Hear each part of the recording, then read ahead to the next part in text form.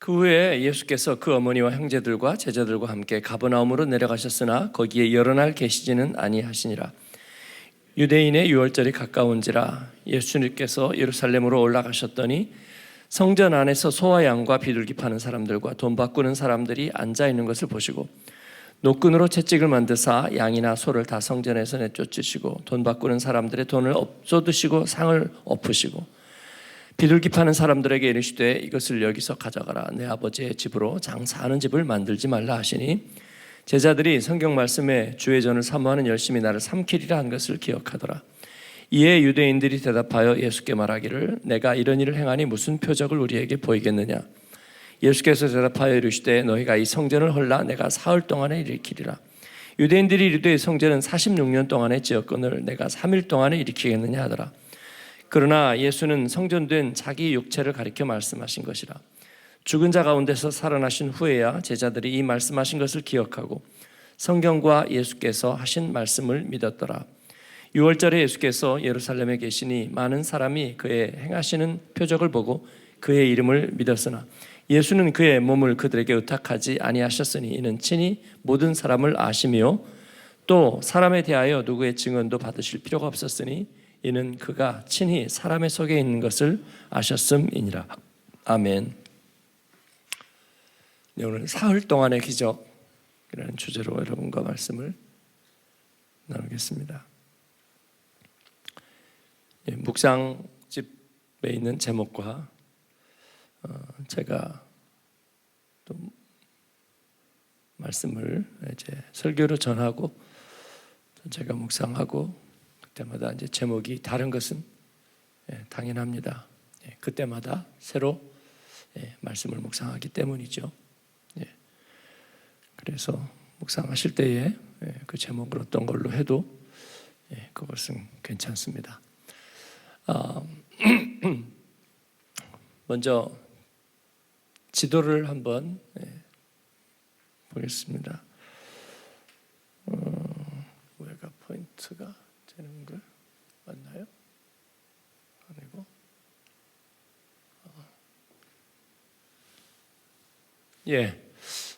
이건 포인트가 없나요?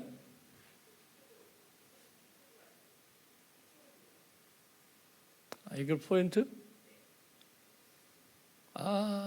네. 내가 보여 이렇게 하고 뒤를 봐야 되나? 잘 안 보여가지고. 여기 가버나움이 있죠? 그 다음에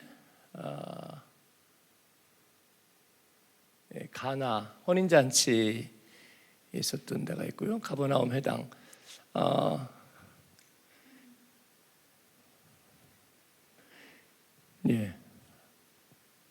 지금 일단은 가나에서 가버나움에서 가나로 혼인잔치에 갔다가 다시 가버나움으로 그리고 이제 예루살렘으로 가는 내용이거든요. 이것은 이제 갈릴리 호수, 게네사렛 호수, 또 디베리아 호수, 황제 티베리우스의 이름을 따서 여기가 디베리아죠. 디베리아 황제의 도시 디베리아. 디베리아가 있고요. 그리고 그 외에 막달라 역시 가버나움이 저 위에 있죠. 예수님이 나사렛에 계시다가 가버나움으로 자기 가족들과 함께 이주하면서 거기서부터 이제 공생애가 시작되는 마태, 마가, 누가의 공관복음서에는 그와 같이 시작이 되어 있는 거죠. 그리고 오병이어의 장소였던 베세다, 그렇죠? 거기서 오병이어의 기적이 일어났던 거고, 크지 않습니다. 갈릴리 바다가 저 위에서 바다의 폭풍도 있었고, 예수님께서 탄식했던 고라신도 여기에 있고요. 그냥 한번 보여드리려는 것입니다. 그렇다는 것이죠. 그렇다는 것이고, 예수님을 베드로가 고백해서 천국의 열쇠를 받았던 가이사랴 빌립보는 이곳이죠. 갈릴리 호수에서도 한참 위쪽으로 올라오는 헬몬산 기슭입니다. 그리고는 뭐 특별한 게 없고, 그러니까 예수님이 어릴 때 사시던 마리아와 요셉에 살던 곳은 이 나사렛이죠. 나사렛에서 가버나움으로 옮겼고, 가나로 갔다가 가버나움 갔다가 그 다음에 이제 예루살렘으로 내려가는 길이 되겠는데요. 마테마가 누가 공관복음에서는 예수님이 분명히 6월절에 예루살렘을 방문하실 때에 마지막에 십자가에 달리기 전에, 그래서 6월절이 이제 시작되는 즈음에 예루살렘으로 가시잖아요. 그런데 요한복음에서는 공생의 처음에, 요한복음 2장에 오늘 우리 말씀에 12절 이후에 예루살렘으로 가시거든요. 그래서 이제 거기에 대한 해석의 논란이 있는 거죠. 요한이 잘못 알았던 것이냐, 아니면 일부러 틀리게 말하느냐, 아니면 두 번 가셨느냐. 유대인 경건한 남자라면 1년에 한 번씩은 가야 되죠. 그러니까 예수님이 3년간 공생애를 했으면 한 번만 가셨을 이유는 전혀 없죠. 성경에 다 기록되지 않고. 그런데 문제는 이제 성전을 정화하고 이렇게 상 뒤집어 엎고 이렇게 하는 게 나중에도 있고 처음에도 있고 매번 그렇게 하셨느냐. 당연히 그러실 수 있었다. 요한복음과 공관복음서의 칼라와 톤이 조금 다르죠. 저희는 성경에 있는 대로 이해합니다. 그래서 뭐 학자들은 요한복음이 날짜를 혼동하지 않았을까 생각했지만, 그러나 요한복음에 그 기록해가는 필치로 볼 때 굉장히 엄밀하게 기록되고 있는 것을 볼 수 있죠. 그래서 예수님이 공생의 초기에 예루살렘을 6월절에 방문하셨다. 그렇게 저희가 이해할 수 있습니다. 그래서 이제 루트죠. 가버나움으로부터 시작해서 예루살렘에 이르기까지 사마리아를 관통해서 내려가지 아니하시고 우회해서 내려가시죠. 사마리아에 있는 사람들이 예수님에게 위해하려고 하는 그런 가운데서 이렇게 우회해서 내려가는 모습을 볼 수 있습니다. 여기까지고요. 오늘 말씀의 시작은 이후에라고 그렇게 시작하고 있습니다. 요한복음에 자주 등장하는 사건과 사건 사이의 연결 접속사 같은 것인데요. 예수님과 그의 가족들이 이제 나사렛에서 가버나움으로 이주하고 예수님 공생애가 시작됐다고 그랬죠. 그리고 예수님의 그 7가지 표적들이 이제 계속해서 나오고, 그리고 이를 통해서 예수님은 이 세상에서 일하신다 하는 말씀을 어제 드렸고, 또 그러면서 주님이 누구신가를 나타내려고 한다.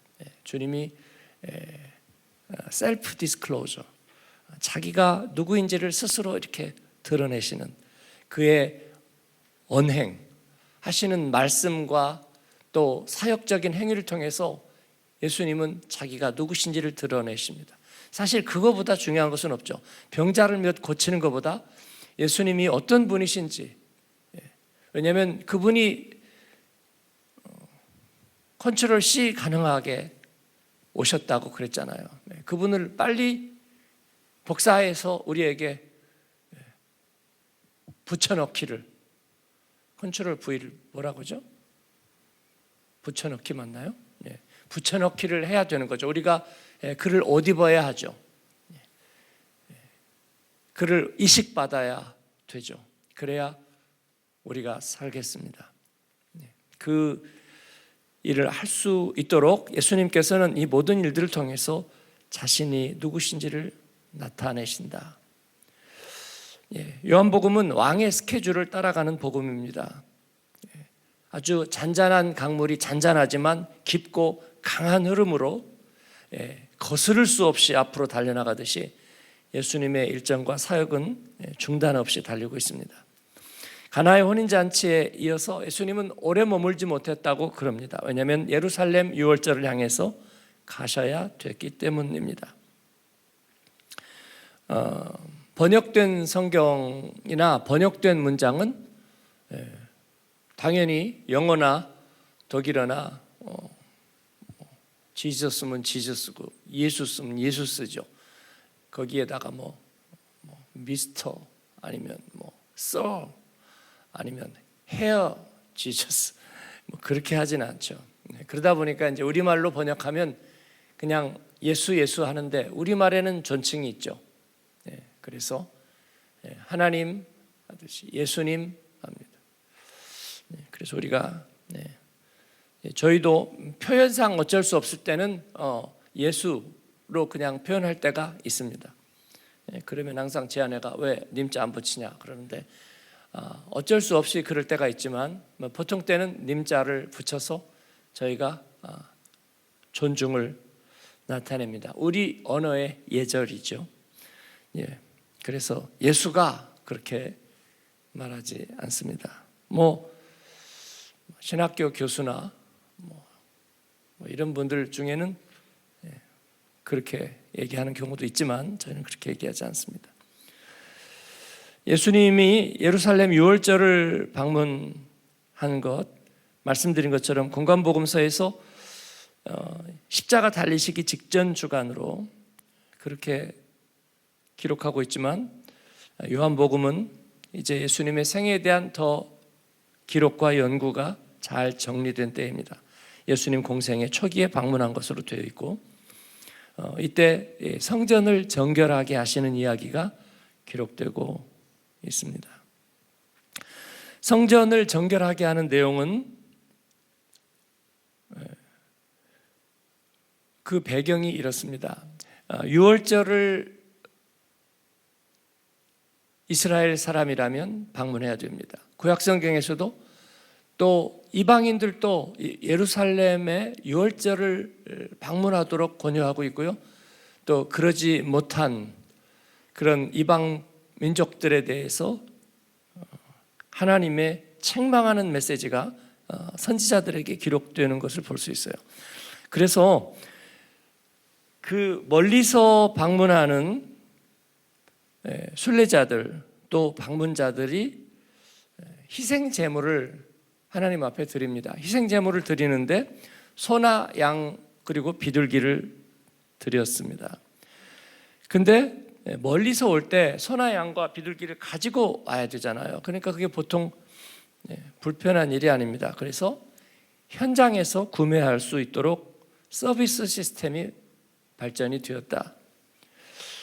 물론 저는 그 소나 양이나 비둘기를 구매해서 희생제물을 드리는 것이 나쁘다고 생각하지는 않습니다. 그러나 이를 통해서 이득을 취하는 소위 경제구조가 이미 이루어져 있었다. 희생제물을 위한 이 경제구조, 어떤 파이낸셜 아랑주망이 그 가운데 있었다는 것이죠. 동물 상인들이 올리브산 자락에서 기드론 골짜기를 이렇게 크로스오버 해가면서 거기에다가 동물의 우리들을 축사들을 쫙 마련해 놓고 예루살렘의 유월절 참배객들이 이디오피아 내시까지 오고 싶을 정도면은 아마도 굉장히 이스라엘 사람들은 그 유월절에 예루살렘을 시온성을 향해 올라가려는 그런 마음들이 누구나 다 있었다는 것이죠. 그래서 거기에 그 동물들의 우리들이 쭉 설치되어 있었는데 그뿐만 아니라 성전 안에까지 들어왔다는 거죠. 이제 성전 뜰이 있는데 그 코트가 있는데 제일 먼 쪽이 이방인의 뜰입니다. 그래서 그 동물을 파는 사람들이 이방인의 뜰까지는 들어왔다는 거죠. 그래서 성전의 바깥 뜰에 그 동물 상인들이 자리 잡고 있었기 때문에 얼마나 소란하고 혼잡했을까. 그리고 또 다른 한쪽에는 환전소가 있었습니다. 이 환전소는 왜 필요했느냐면 무슨 관광하려고 지금 환전하는 게 아니고 성전세를 20살 이상의 유대인 남자들은 성전세로 그 히브리 단위인 반세겔, 세겔을 내야 되었습니다. 반세겔. 그런데 그 반세겔을 내는데 어떤 주화로 내느냐에 따라서 달랐는데 은 함유량이 그 동전에 은으로 되어 있는데 은 함유량이 좀 제대로 되어 있는 거, 어떤 거는 부실하다 이런 거죠. 그래서 은 함유량이 제대로 되어 있는 반세겔 동전, 그래서 튀리안 세겔이라는 그 동전을 바라겠습니다.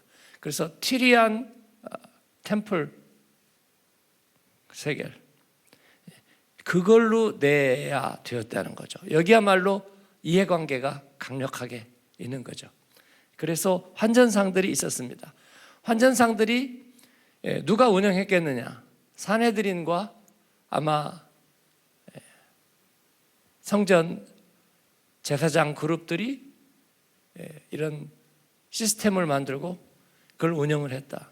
커미션을 받고 환전을 해주는 거죠. 그렇죠? 익스체인지 하는데 커미션 안 받는데 보셨어요? 커미션을 받는단 말입니다. 부패한 구조가 뭐 엄청나게 부패했을까 하는 생각은 드는데, 그러나 예루살렘을 방문하는 모든 사람들이 희생제물을 사고, 그리고 20세 이상의 유대인 남자가 다 성전세를 낸다고 했을 때는 만만하지 않았을 거라고 생각합니다. 종교인들의 세상적인 이해관계와 연결이 되어 있었다. 예수님은 의로운 분노를 거기서 보이시는데, 그리고 그 환전상에 상을 뒤집었고 동물들을 노끈을 채찍으로 만들어가지고 동물들을 쫓습니다.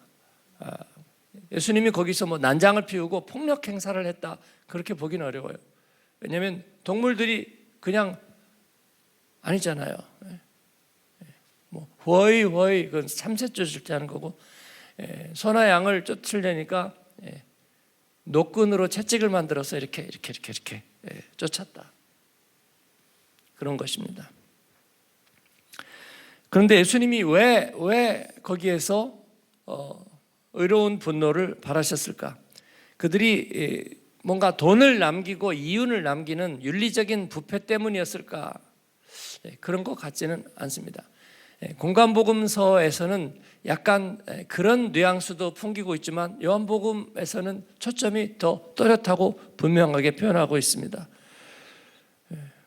주님이 애통해한 것은 만민이 기도하는 집을 장사꾼의 소굴로 만든 것입니다. 강도의 굴혈로 만든 것이에요. 예수님은 내 아버지의 집으로 장사하는 집을 만들지 말라. 왜냐하면 성전에는 끝없는 하나님을 향한 애통과 그리고 긴 간구와 또 중보가 그 가운데는 있어야 되는 곳이기 때문이죠.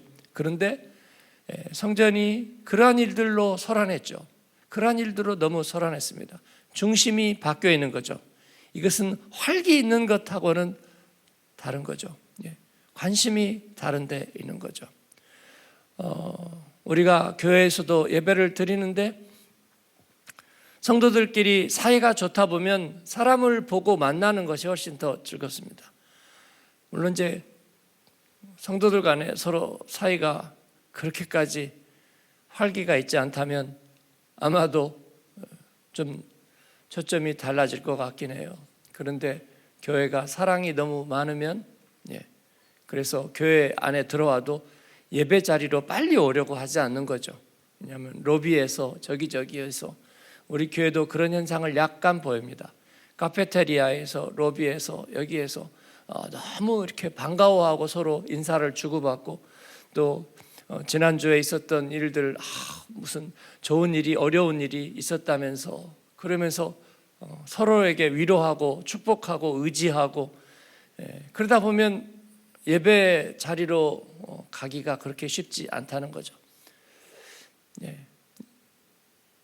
이것은 대단히 활기 있고 긍정적인 모습이기는 하지만 그러나 초점과 우선순위가 바뀐다는 면에서는 책망을 받을 수도 있는 일이라는 거죠. 우리가 물론 소나 양과 비둘기를 바꾸는 것은 아니지만 말입니다. 예수님은 그 점에 대해서 대단히 분하시고 애통해 하시는 모습을 보이고 있습니다. 그리고 성전을 정결하게 하시죠. 하나님에 대한 우선순위를 세우고 그리고 예배에 온전하게 집중하기를 바라십니다. 말라기 3장 1절과 3절에는 바로 이와 같은 것을 예언을 하고 있는데요. 한번 같이 읽겠습니다. 말라기 3장 1절 만군의 여호와가 이르노라 보라 내가 내 사자를 보내리니 그가 내 앞에서 길을 준비할 것이요 또 너희가 구하는 바 주가 갑자기 그의 성전에 임하시리니 곧 너희가 사모하는 바 언약의 사자가 임하실 것이라. 아멘. 예수님이 이 말씀을 기억했다가 이 말씀을 이루려고 일부러 거기에 나타나신 것이 아니라면 하나님의 말씀이 정말 두렵고 떨리는 말씀이 아닐 수 없습니다. 예수님의 생애 가운데 그 말씀을 이루는 내용이 너무나 많습니다. 또 3절에 말라기 3장 3절은 그렇게 얘기하고 있습니다. 같이 읽겠습니다.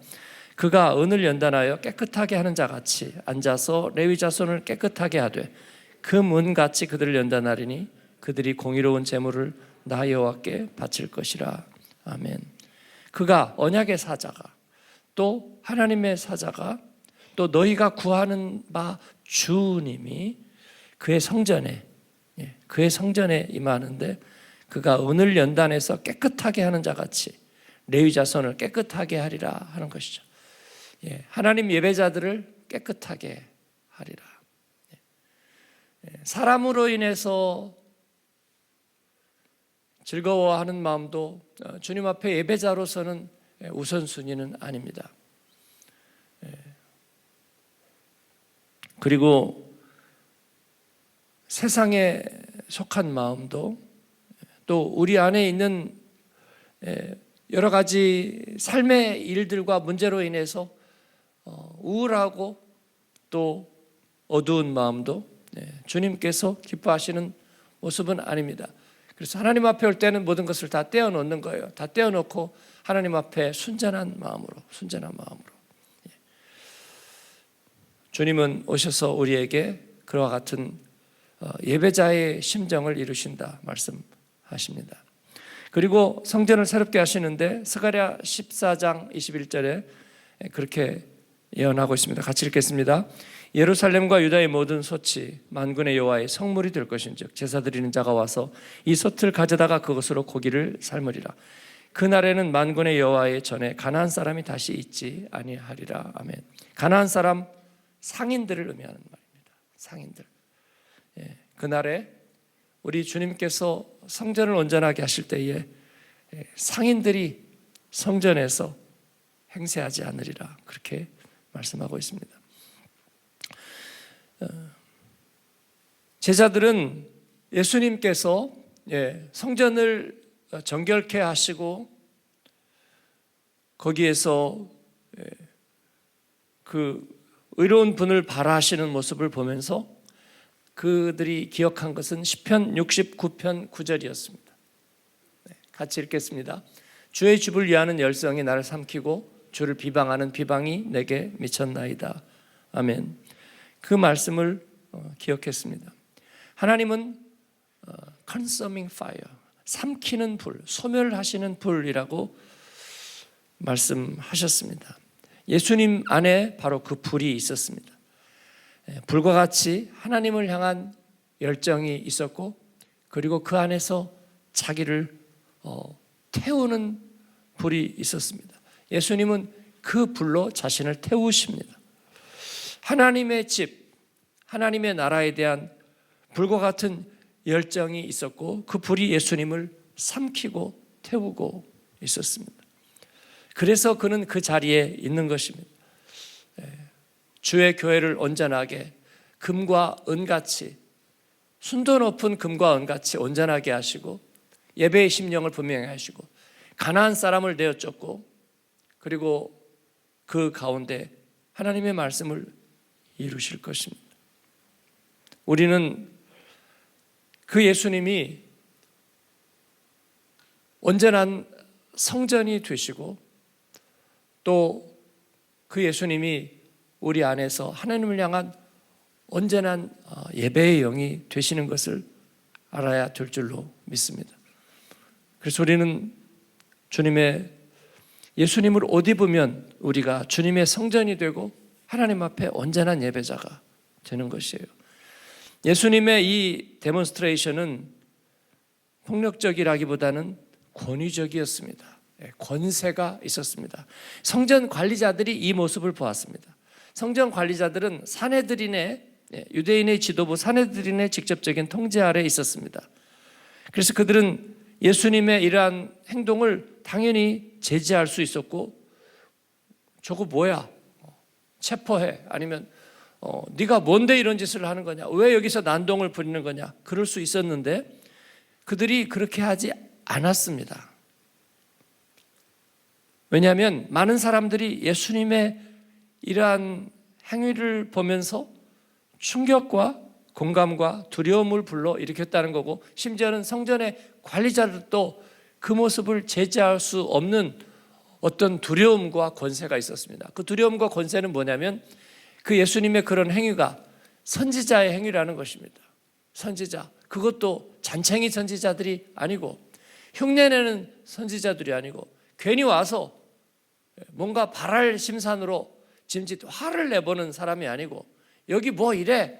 그게 아니라 적어도 이사야나 예레미야급, 에스겔이나 아니면 다니엘이나 그와 같은 메가톤급의 선지자들이 가지고 있는 권세와 그와 같은 위력을 보였다는 것입니다. 그래서 당국자들이 예수님에게 가서 묻습니다. 당신 여기서 왜 이래? 무엇하는 거야? 그렇게 묻지 않고 우리에게 어떤 표적을 보여줄 수 있느냐, 그렇게 얘기합니다. 즉 다시 말해서 마패 있으면 보여달라, 그런 것입니다. 암행어사면 마패 보여달라고 얘기하는 거예요. 하나님이 보낸 사람이면 표적을 보여달라고 그렇게 얘기합니다. 당신이 가지고 있는 권세의 증거가 무엇이냐고 그렇게 묻습니다. 예수님은 그들을 당연히 실망시키지 않습니다. 예수님의 대답은 뭐였습니까? 이 성전을 헐라 내가 사흘 만에 일으키리라. 이 말씀은 예수님을 나중에 십자가에 못 박는데 그들이 고발하는 증거의 내용이 되었습니다. 성전을 헐려고 그랬다. 그런데 여기서 증인들을 세우는데, 가짜 증인들을 세우는데 거기서 말이 헛갈립니다. 예수님의 얘기를 잘 들어야 되거든요. 내가 이 성전을 헐겠다 그런 것이 아니라 이 성전을 헐라 그들에게 얘기했거든요. 이 성전이 뭐냐? 근데 예수님은 내가 사흘 만에 일으키리라. 그러니까 이 사람들이 고발을 해놓고 헷갈리는 거예요. 예수님이 성전을 허는 것은 니들이 하려고 하는데 예수님은 성전을 일으킨다고 그랬는데 헌다고 고발을 하자니 일으킨다고 했는데 헷갈리는 거예요. 근데 네가 왜 성전을 헐어? 네, 왜냐하면 그리스 로마 시대에 공통된 법이 있었습니다. 신전이나 사원을 불지르거나 아니면 훼손하는 일이 생기면 사형입니다. 사형이에요. 그러니까 로마 시대에도 그건 있는 거예요. 마치 독일에서도 지금 이제 동성 결혼이 법으로 허용이 된 나라가 되어 버렸지만 그래도 독일 헌법 기본권 8조에 이 성전 예배를 방해하거나 그러면 형사처벌이 됩니다. 형사처벌이 돼요. 그래서 전에 우리가 슈발박 할 때 우리 앞집 아저씨가 와서 난장을 피운 적이 있어요. 새벽에 지나가면서 자기 잠을 방해한다는 이유였어요. 본인이 심장에 페이스메이커를 했대요. 그래가지고 잠을 충분히 자야 되는데 아침에 새벽 기도하면서 사람들이 지나다는 소리 때문에 잠을 못 잔대요. 그건 좀 신빙성이 약간 없긴 없어요. 왜냐하면 우리 성도들이 조용히 다니기 때문이고요. 때로 아침에 새소리가 우리가 지나가는 소리가 훨씬 더 시끄럽게 큽니다. 새소리 장난 아니에요. 저는 3번이나 기찻길 옆에서 살았습니다. 한방교회 목회하면서 처음에 베를리너 슈트라세 피어츠시 오버우젤 기찻길 바로 앞이었고요. 그 다음에 알트 비젠백 저기 헤더나임에 그 바로 기찻길 옆이었고, 그 다음에 알트 könig 오버 헥슈타트 거기 바로 기찻길 옆이었어요. 근데 저는 사역하고 목회하면서 자면은 골아 떨어지기 때문에 기차 소리를 한 번도 못 들었어요. 저는 정말 자면서 기차 소리를 한 번도 못 들었어요. 근데 그분들이 우리가 새벽기도 그래서 우리가 구두 딱딱거리는 신지 말고 운동화 신자 그랬는데 그랬거든요. 근데 그분이 어쨌든 우리 새벽기도 하고 있는데 문을 팍 열고 돌아가지고 막 소리를 질렀어요. 그래서 우리가 우리 이시은 변호사에게 시은자매 이거 어떻게 좀 그랬더니 판례를 다 찾아왔어요.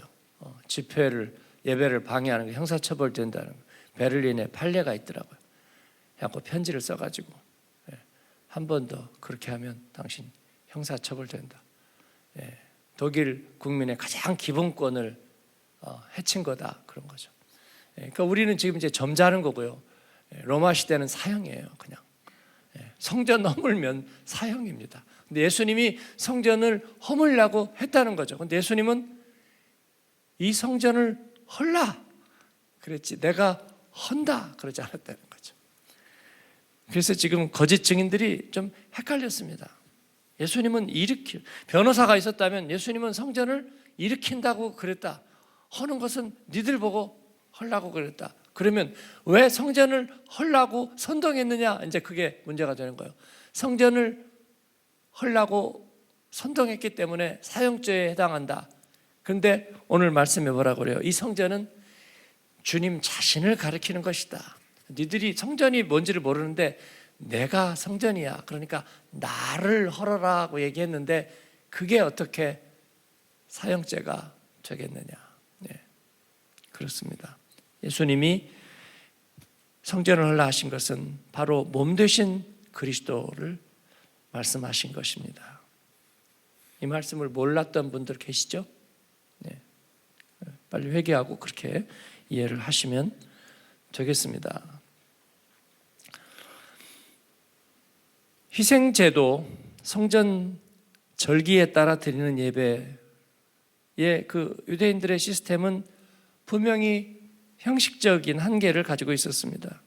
그러나 이제 하나님의 아들 예수님께서는 직접 자기가 죄를 전가받고 광야로 가는 아사셀 양이 되시고 대속의 제물이 되셔서 우리의 구원을 이루시고 또 우리가 주님 나라에 갈 때까지 우리의 기도를 하나님 앞에 전달할 수 있도록 우리에게 통로가 되시는, 그리고 우리가 온전한 예배를 하나님 앞에 드릴 수 있도록 해주시는 그분은 참된 성전이 되시겠다고 하시는 것입니다. 그러나 그러기 위해서 너희가 이 성전을 헐어라. 내가 삼키는 불, 그 주님의 불이 나를 삼키게 해서 내가 너희에게 하나님 앞으로 가는 길을 열겠다고 말씀하십니다. 그들은 자신이 성전이라 말씀하시는 일을 어떻게 이해해야 될 줄을 몰랐습니다. 예수님의 말씀은 성전을 파괴하겠다는 이야기로 그들에게는 들렸습니다. 그러나 사흘 만에 일으키겠다는 말씀이 무슨 뜻인지를 몰랐고 나중에 거짓 증인들이 갈팡질팡 왔다 갔다 하게 되는 것입니다. 가엾은 사람들입니다. 제자들은 그러나 이를 나중에 깨닫게 되었다고 오늘 말씀은 얘기하고 있습니다. 예수님의 성전된 그 몸을 주님께서는 소멸하시고 불처럼 태워 우리에게 구원이 되셨다는 걸 깨닫게 되었다고 얘기합니다. 말씀에 나중에 보니까 어떻게 깨닫게 되었을까요? 예수님이 약속하신 진리의 성령이 너희에게 오시면 너희에게 모든 것이 생각나게 하시리라 말씀하셨습니다. 그래서 우리가 성령을 구하는 이유가 거기 있는 줄로 믿는 것입니다. 성령을 구해야 합니다. 진리의 성령이 오셔서 하나님의 말씀이 깨달아지게 하여 주옵소서. 주님이 우리에게 하신 일들이 하나하나 의미가 있는 줄을 깨닫게 하여 주옵소서. 진리의 성령이여 오셔서 우리 안에서 그 소멸하는 불로 태우시고 하나님을 온전히 예배할 수 있게 도와 주옵소서. 성령이 오셔서 의에 대하여 세상에 대하여 주님께서 책망하시고 우리 예수님의 말씀들을 하나하나 깨닫게 하시는, 제자들이 예수님이 기도하러 산에 올라가셨을 때 돌멩이 하나 떨어질 거리에 예수님의 기도를 들었는데 그들이 잠에 취하고 그들이 그때는 이해하지 못했지만 그러나 진리의 성령이 오셨을 때에 그 모든 말씀들이 깨닫게 되었다는 것입니다. 너무나 명백하게 깨닫게 되었다는 것입니다. 우리가 무의식에 새겨진 생각들이 어떤 생각들이 우리 안에 있는 줄을 모릅니다. 그러나 정신분석가들은 우리 안에 새겨진 글씨도 찾아내서 판독해내기도 합니다. 성령은 가장 탁월한 정신분석가입니다. 우리 안에 영혼에 새겨진 이야기, 죄와 상처가 새겨놓은 이야기들도 판독해내고 하나님이 우리 안에 심어놓으신 말씀도 판독해냅니다. 그래서 그 영향력을 발휘하게 하는 것입니다. 여러분, 마음 놓고 하나님의 말씀을 먹고 섭취하십시오. 하나님 앞에 마음껏 마음의 진정 어린 기도의 소원을 올려드리십시오. 내가 기도를 올려드렸는데 정말 은혜 받고 정말로 내 마음으로 올려드렸는데 그거 내가 다 기억을 못한다, 내가 다 실행을 못했다, 여러분 그렇게 탄식하는 것은 불신앙입니다. 하나님께서 접수하셨고 성령께서 생각나게 하십니다. 하나님 앞에 진정하게 올려드린 것은 하나님이 다 접수하십니다. 그래서 내가 말로 해놓고 그냥 잊어버렸어요. 하나님이 기도 한두 번 들었겠어요? 오산입니다. 하나님이 그거 다 받아내십니다. 여러분의 기도와 약속 다 받아내십니다. 그래서 제가 말씀 후에 이렇게 일어나도록 초대할 때 제 마음속으로는 약간 고소한 게 있는 거예요. 그까짓 거 설교자가 일어날 때 한번 일어나 주지 하고 일어나는 게 별거 아니라고 생각하지만 하나님이 그거 다 받아내신다, 저는 그렇게 믿고 있기 때문에 일어나라고 하는 거예요. 낚였구나. 그렇습니다. 성령께 낚이는 것입니다. 주님은 헛되이 일하지 않으십니다. 제가 돌아보니까 그렇더라고요. 그 대신에 진정을 담았던 것들은 하나님께서 기억하신다. 진정을 담. 그러니까 응답하지 않았다 얘기하는데 다 응답하십니다. 하나님께서 다 응답하시는 거예요.